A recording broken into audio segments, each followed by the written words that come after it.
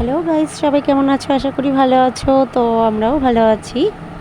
তো আমরা এখন কোথায় ঘুরতে যাচ্ছি তোমাদের সঙ্গে শেয়ার করব। সঙ্গে থাকো, দেখতে থাকো, আর চ্যানেলটাকে অবশ্যই সাবস্ক্রাইব করবে। আর কেমন লাগলো সেটা কমেন্ট করে জানাবে। তো আমরা আজ যাব প্রিন্সেপ ঘাট, বাবুঘাট।